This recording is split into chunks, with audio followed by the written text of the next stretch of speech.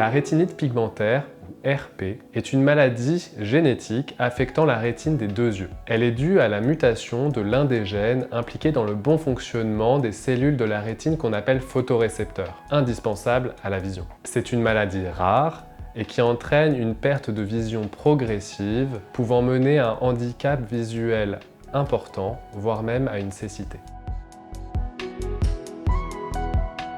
La rétinite pigmentaire est une maladie génétique qui touche autant les hommes que les femmes. Il existe plus de 50 gènes impliqués dans le bon fonctionnement des cellules photoréceptrices et la mutation d'un seul gène peut entraîner une rétinite pigmentaire. Dans environ la moitié des cas, la personne atteinte est la première à l'être dans la famille. On dit alors que son cas est sporadique. Dans ce cas, la maladie est la conséquence d'un accident génétique, une mutation, survenue inopinément et qui peut être transmise à la descendance. Dans l'autre moitié des cas, plusieurs personnes sont atteintes dans la même famille et on peut identifier un mode de transmission.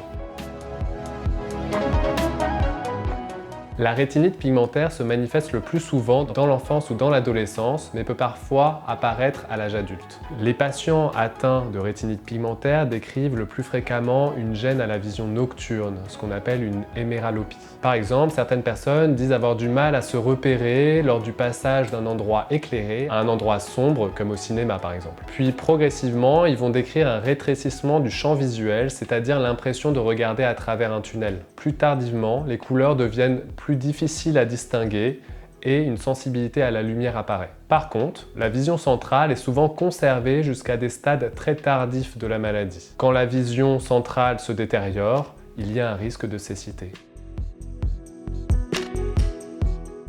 Il n'existe pas à l'heure actuelle de traitement pour guérir la rétinite pigmentaire. Néanmoins, quelques précautions peuvent permettre de ralentir sa progression. Des dispositifs optiques peuvent aider les patients. Par exemple, le port de verres filtrants protégeant de la luminosité et des rayons ultraviolets sera recommandé chez ces patients. La rééducation basse vision est indispensable pour permettre aux patients de conserver au maximum son autonomie et le plus longtemps possible. L'évolution de la rétinite pigmentaire est généralement variable d'une personne à l'autre, mais elle est généralement assez lente et s'étend sur plusieurs dizaines d'années. La personne atteinte doit donc adapter ses habitudes quotidiennes à ses capacités visuelles. L'orientation professionnelle doit être adaptée et la conduite automobile est généralement incompatible avec cette maladie. Enfin, comme cette maladie est transmissible dans la famille, si un membre de la famille est atteint, il y a un risque qu'une autre personne l'ait aussi. Il est alors important de pouvoir les dépister une fois le diagnostic posé et le mode de transmission identifié. Actuellement, la recherche est très active dans ce domaine et plusieurs pistes thérapeutiques sont en cours d'étude, notamment la thérapie génique, les cellules souches et la greffe de rétine artificielle. Le suivi se fait en collaboration avec les ophtalmologistes, les généticiens et le médecin traitant. Un dossier auprès de la MDPH, Maison départementale des personnes handicapées, peut être constitué et permettra d'obtenir des allocations et des prestations de compensation comme la carte d'invalidité par exemple. On conseille également aux patients de contacter les associations